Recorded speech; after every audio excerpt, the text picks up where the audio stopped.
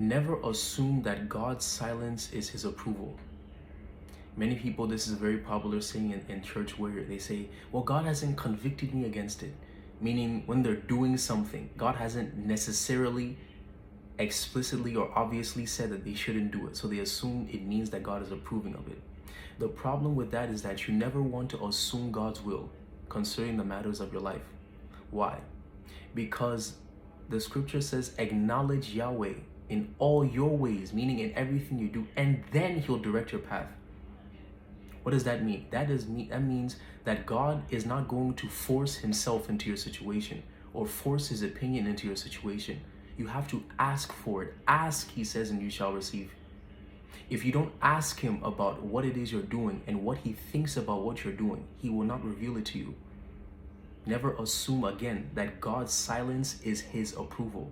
Do not assume that God's silence is his approval. He may be silent because you haven't asked him whether he approves or not. Shalom.